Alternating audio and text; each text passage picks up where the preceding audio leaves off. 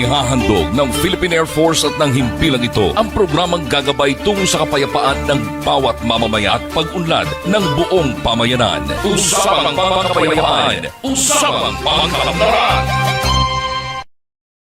Isang mapagpalang araw sa ating lahat at magandang araw, Northern Luzon. Welcome po muli sa ating programa, ang Usapang Pangkapayapaan, Usapang Pangkaunlaran. Sa ngalan po ng ating Commanding General, Philippine Air Force, Lieutenant General Stephen P. Pareño, Philippine Air Force. Sa ating Commander NOLCOM, Lieutenant General Fernil G. Bupa, Philippine Air Force. Butinging Wing Commander, Tactical Operations Wing, Northern Luzon, Brigadier General Dennis G. Estrella, Philippine Air Force. At sa pangunguna po ng aming Director for CMO, Major Jacqueline O. Jimenez, Philippine Air Force. Ito po ang programa magbabahagi sa inyo ng siksik at makabuluhang impormasyon na may kinalaman sa pagsulong natin ng kapayapaan at kaunlaran. Ngayon ay magkakaroon po tayo ng talakayan tungkol sa Enhanced Comprehensive Local Integration Program o yung tinatawag nating ECLIP.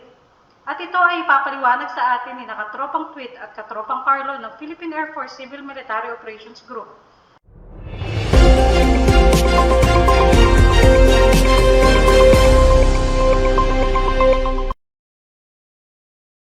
Magandang araw Pilipinas! Narito po tayo ngayon para sa bagong episode ng Usapang Pangkapayapaan, Usapang Pangkaunlaran o UP Pilipinas.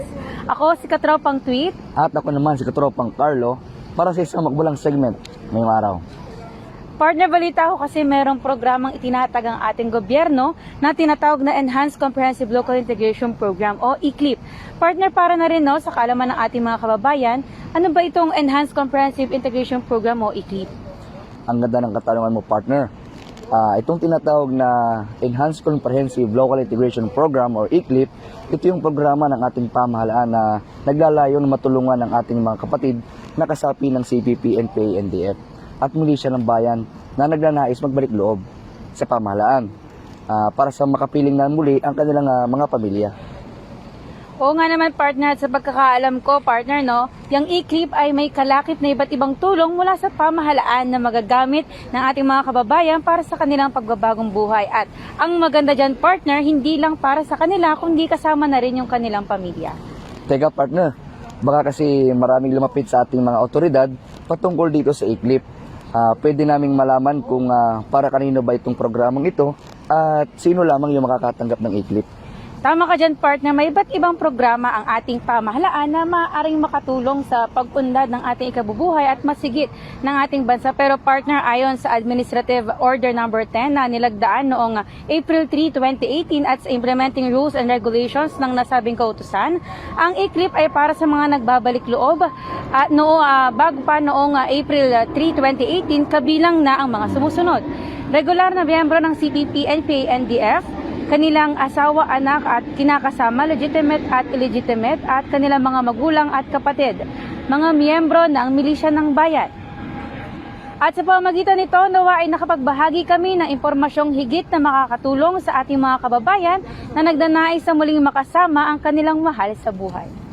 Maraming salamat, partner, sa ating naging talakayan sa pagkakataong ito. Kaya naman, para sa iba pang impormasyon, maaari nyo po kaming i-like sa aming Facebook pages, Philippine Air Force, Philippine Air Force Civil Military Operations Group. Muli, ako po si Katropang Carlo. At ako naman po si Katropang Tweet. Sa aming pagbabalik ay ating pag-uusapan ang mga benepisyo o mga tulong na matatanggap ng ating mga kababayang nais magbalik loob sa ating pamahalaan dito sa Usapang Pangkapayapaan, Usapang Pangkaunlaran, UP Pilipinas. Mainit na yakap at matatamis na ngiti, maginhawa at payapang isip, palagay na loob, mapapasa iyo kung kapiling mo ang mga mahal mo sa buhay. Hindi pa huli ang lahat para makamit ang mga ito. Ngayong Pasko, wala nang masasaya pa, kundi ang makasama ang buong pamilya. Damhin muli ang pagmamahal nila.